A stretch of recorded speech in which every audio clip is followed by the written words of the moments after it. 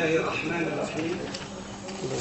يطيب لي اسم النقابة الوطنية للمهندسين المعتمدين أن نرحب بضيوفنا الكرام، وعلى رأسهم السيد الأمين العام والسيد المفتش العام للولاية وكل مسؤولين بين رؤساء دوائر ورؤساء بلديات ومسؤولين هيئات تقنيات وكل المهندسين اللي لبوا الدعوة وحضروا معنا اليوم باش شرفونا بحضور. هذا الملتقى تاع اليوم هو يوم وطني حول دور المهندس المدني في مواجهة أخطار الزلزال. نبدأ الفتح الرسمي لهذا اليوم بتلاوة آية من ذكر الله الحكيم من طرف مهندس معتمد معنا.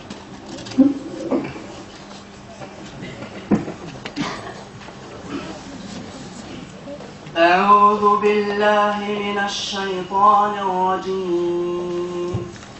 بسم الله الرحمن الرحيم. الحمد لله رب العالمين الرحمن الرحيم مالك يوم الدين. إياك نعبد وإياك نستعين. اهدنا الصراط المستقيم صراط الذين أنعمت عليهم غير المغضوب عليهم ولا الضالين.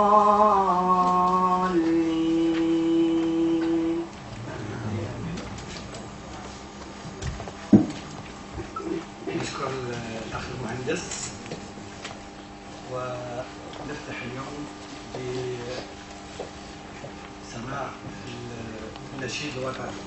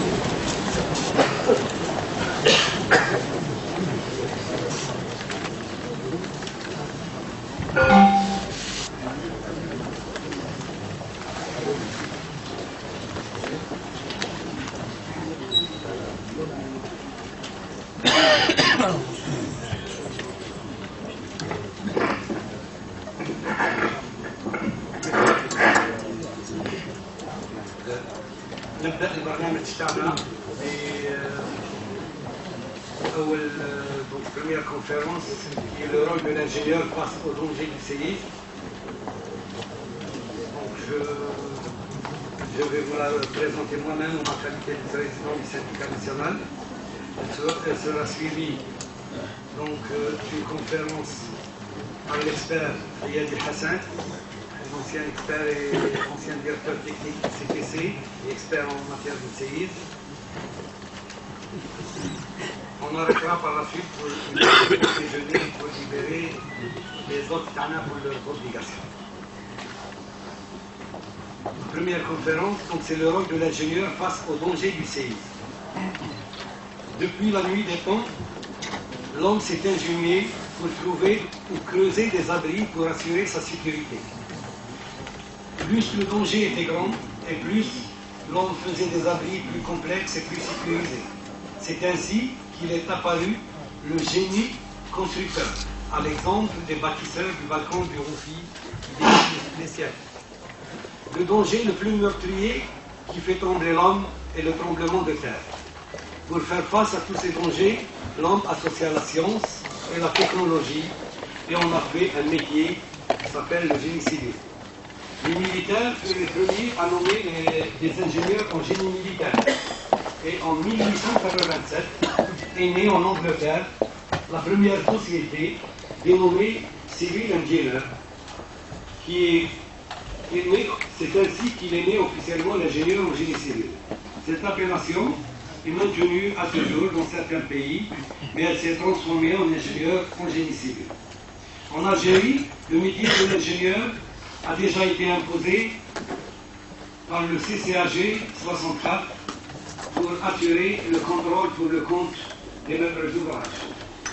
Plus de 40 000 ingénieurs ont été formés et diplômés en Algérie dans les différentes spécialités du bâtiment, dont 5 000 sont agréés en génie civil et bâtiment par le ministère de l'Habitat et de l'Urbanisme.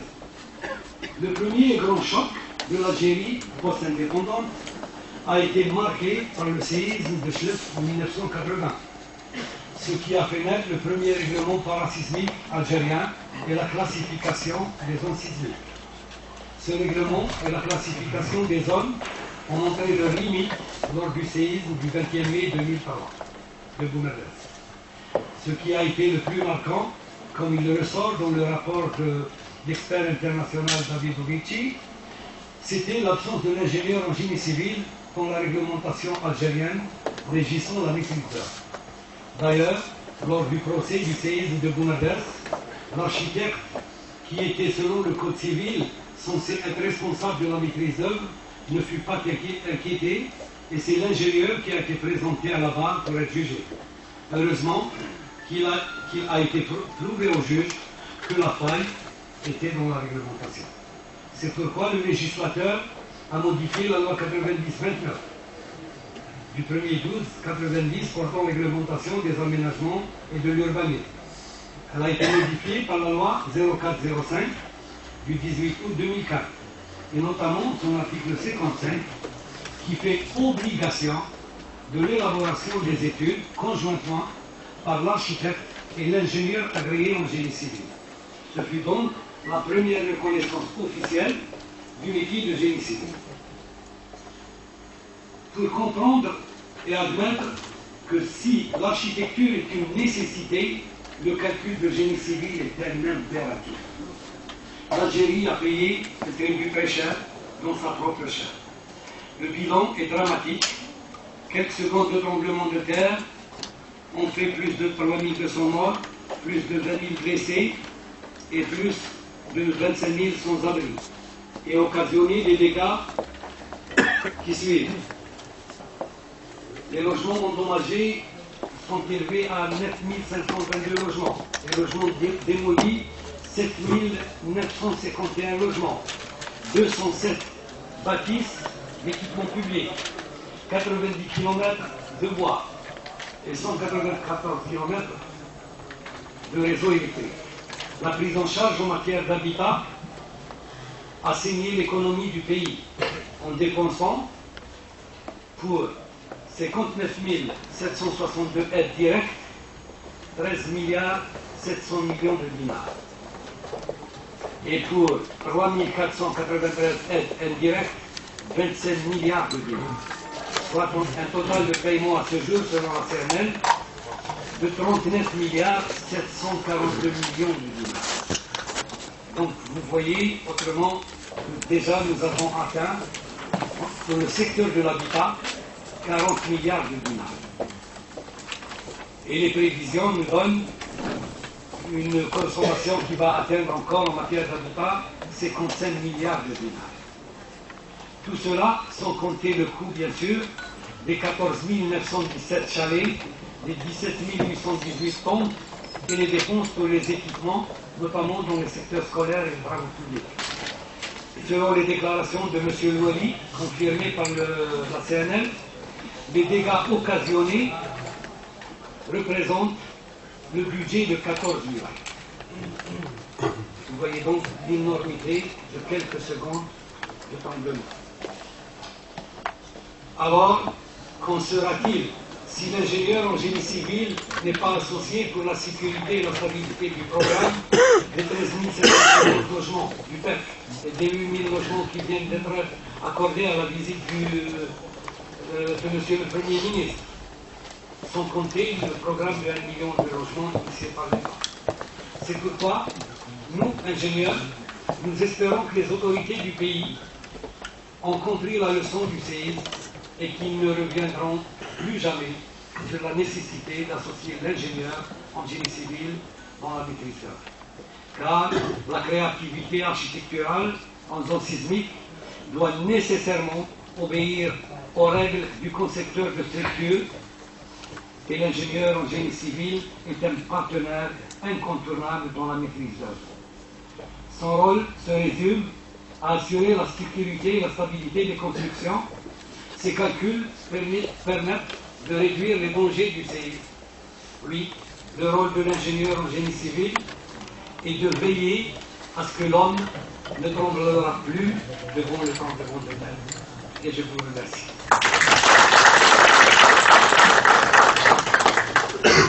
Là, nous donnons la parole à l'expert Ayadi, qui va nous présenter donc, une conférence donc, sur l'intervention sur le vieux bâti.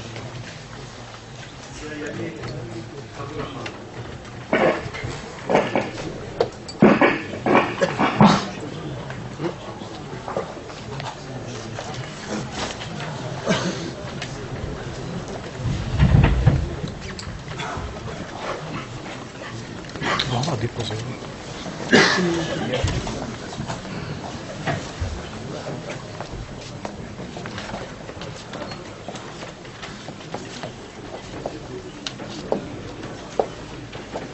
Bismillahirrahmanirrahim. Très honoré, très content d'être parmi vous, d'être parmi la famille des ingénieurs, et pour présenter un sujet qui sort un peu d'ordinaire, quoique il entre de plein pied dans les préoccupations actuelles des autorités publiques. C'est le vieux bâti. Le vieux bâti qui est devenu, comme le dit le titre, un centre de préoccupation. J'ai pris comme exemple Constantine, mais cet exemple-là peut être extrapolé à toutes nos villes, à toutes les villes algériennes.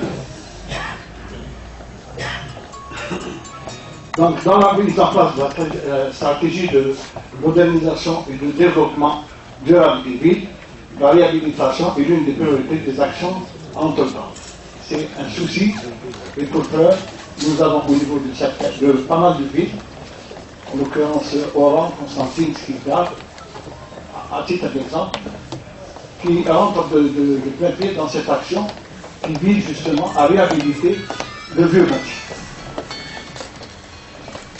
Ainsi, dans un souci de sauvegarde et de préservation du patrimoine, le vieux bâti, comme je viens de le dire, est devenu un centre de préoccupation. Alors, la conservation, le renforcement et la restauration, la réhabilitation des structures du patrimoine architectural acquiert une approche pluridisciplinaire, ce qui va dans le sens de ce qu'a dit M. Hadj tout à l'heure, du rôle inséparable entre l'action de l'architecte, dont l'action est nécessaire, et le rôle de l'ingénieur, dont l'action est impérative. C'est ce que j'ai retenu du discours fait par M. Hadj tout à l'heure. Donc une approche pluridisciplinaire, c'est un moyen au service d'un objectif qui est la pérennité de l'édifice dans sa globalité. Et donc, la récupération de l'image initiale faisant toute la spécificité historique du bâti est originelle, ce qui devait être un devoir de mémoire. Les villes algériennes ont connu une succession de différentes civilisations qui ont créé et modelé le tissu existant.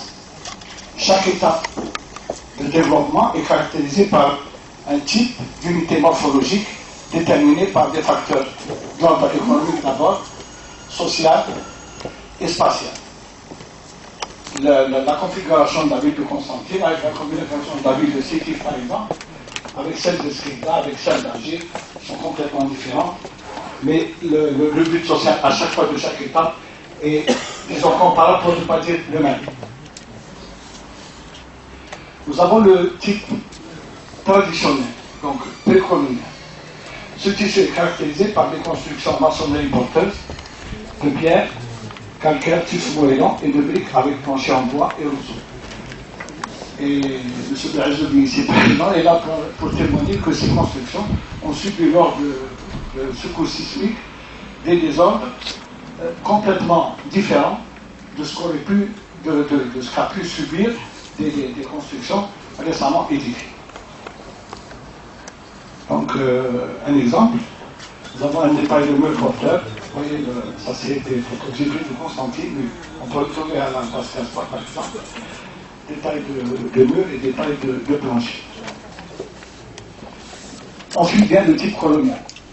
C'est l'utilisation d'un nouveau modèle architectural et constructif principalement donc en maçonnerie porteuse hétérogène de briques pleines et ou creuses, de pierre en tuf moellon de grès ou de meulière, des sous-bassons en pierre de taille parfois avec l'utilisation de piliers en briques pleines. Vous voyez là, la vaste panoplie qui peut exister et donc la variété d'interventions qu'on pourrait faire. Et ça, ce n'est pas enseigné au niveau des universités. Ça, toutes ces interventions-là, on pourrait les faire, ou ont été faites au vu de l'expérience et au vu du feedback enregistré au cours des séismes passés. Essentiellement aussi des planchers en solide métallique et voûtés en briques ou en bois ou bien en garde légère. Voilà à peu près le type de la morphologie des constructions précoloniales qu'on pourrait voir. À peu près ça c'est l'exemple de Constantine, mais qu'on pourrait enregistrer au niveau de pas mal de noms. Nous avons ensuite le post-colonial, qui a été fait après l'indépendance. Donc on a commencé par le système de mode constructif de préfabrication lourde et légère des années 70, son Atiba essentiellement, procédé Pascal.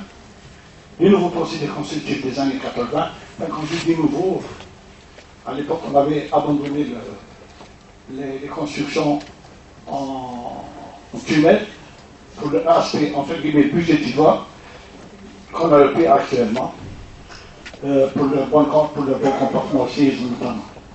Et les procédés traditionnels, cependant, on en parle sismique. Donc, essentiellement, le système, tous ces systèmes-là sont décrits dans le RPA, essentiellement les modes de construction mixtes. Le bâti ancien, je veux dire, en général, est soumis à un processus permanent de dégradation physique sous l'effet des agressions extérieures, d'une part, et de l'usage de l'occupant, d'autre part.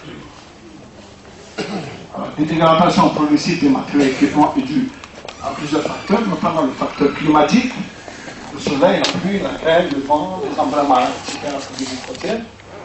Les facteurs biologiques et chimiques, les mousses, les racines des arbres et autres végétaux. Je passais hier du côté du quartier de Bellecour et je vous assure qu'au niveau d'une façade, il y avait un jardin. Il y avait plein de mousse, qu'on aurait pu enlever. On ne sait pas que c'est justement que ces racines-là peuvent faire beaucoup de mal à la bonne tenue des structures. Alors, les facteurs atmosphériques, donc essentiellement la pollution de l'air, donc la carbonatation pour les structures en béton normalement, Et puis le facteur humain, le comportement bon ou mauvais des usagers. Obstruction des ventilations, ça nous avons vu, c'est ça ce qui a causé des effondrements. Une suroccupation, absence d'entretien, préventif ou curatif, et détérioration de l'état initial.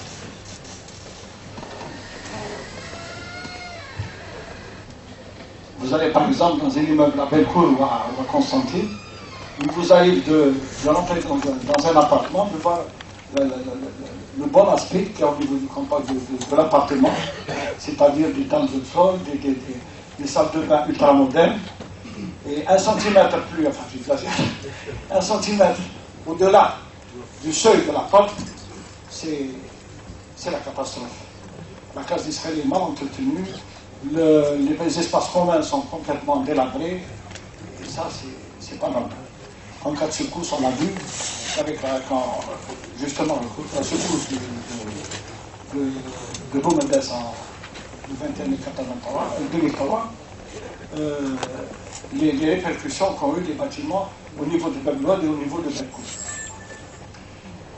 Donc, une compréhension claire de la typologie du comportement des performances des structures et des caractéristiques des matériaux est nécessaire pour les fins de sauvegarde du bâtiment, ce qui n'est pas toujours le cas. La connaissance de la conception originelle des structures, des techniques employées lors de la construction, donc des techniques d'époque, des transformations, des phénomènes vécus, de réalité actuelle, donc, est essentiel pour entreprendre une bonne action de réhabilitation et de sauvegarde. Chacun des désordres doit être identifié et faire l'objet d'un remède respectant les caractéristiques architecturales du bâtiment d'origine, ça c'est le devoir de mémoire dont je parlais tout à l'heure, afin d'obtenir une réhabilitation pérenne, conforme à son vécu historique. Aujourd'hui, nos villes ont subi une surexploitation, une altération profonde et une dégradation du caractère architectural et urbain.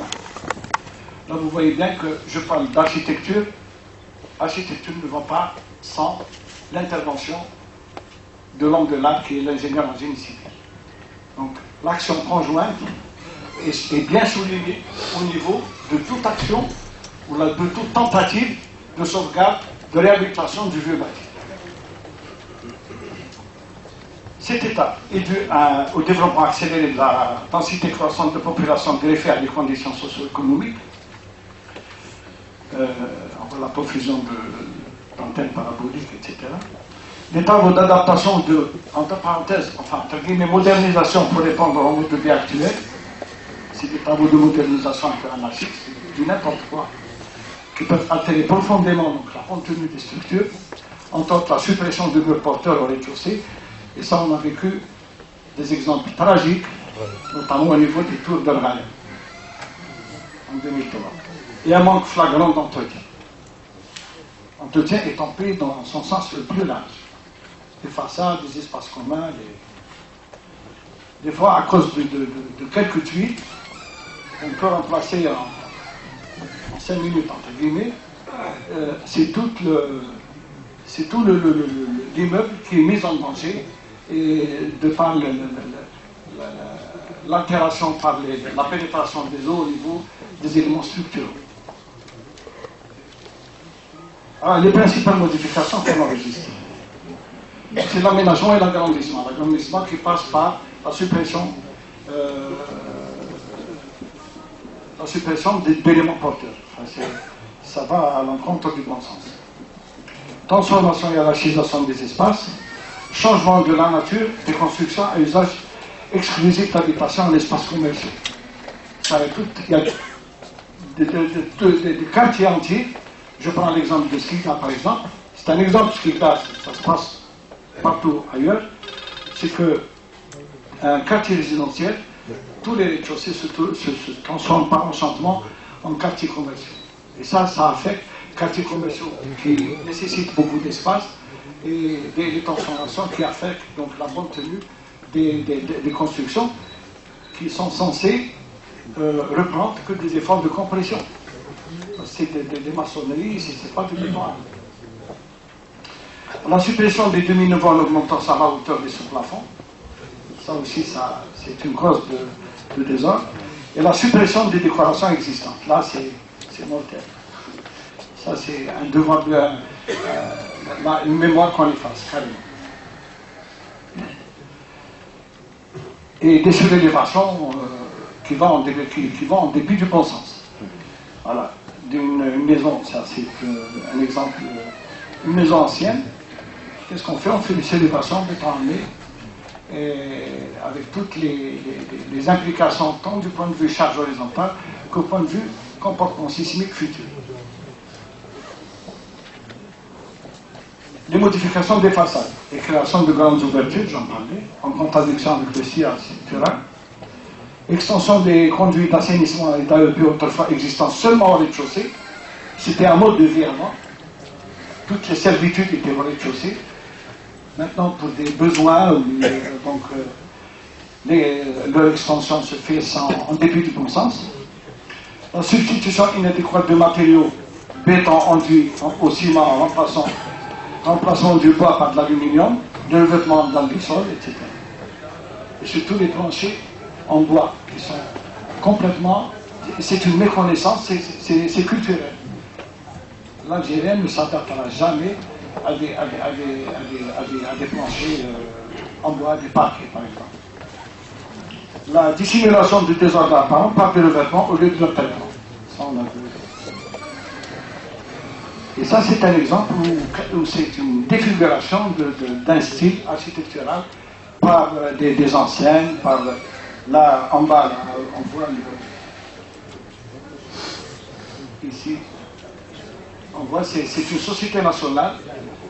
Ça, c'est un bâtiment qui rappelle un style hispano-mauresque. Et là, en bas, vous voyez comment on a complètement défiguré une façade. Ça, c'est de la faïence. Et ça, c'est des enseignes mis n'importe comment. C'est des façades complètement laides. Et leur transformation peut causer la perte, la cause de désordre, de défendement en cas de secours. Le vieillissement des matériaux, comme désordre, de construction, fatigue, corrosion, fissure, déformation. Infiltration et flux d'eau pluviale et usée. Manque d'entretien fragilisant les espaces communs, c'est ce que je disais tout à l'heure. Déstabilisation des éléments structuraux, les grandes ouvertures dans les éléments porteurs, suppression des planchers intermédiaires, surcharge additionnelle. Et le problème de sol, tout ça, ça converge vers une déstabilisation des sols créant des problèmes de fondation immenses. Et justement, des difficultés à faire des reprises en sous-œuvre compte tenu de la... Voilà. Hajnor, c'est impossible. Et je suis tout à fait d'accord avec lui. C'est là où le bas blesse. Je cite.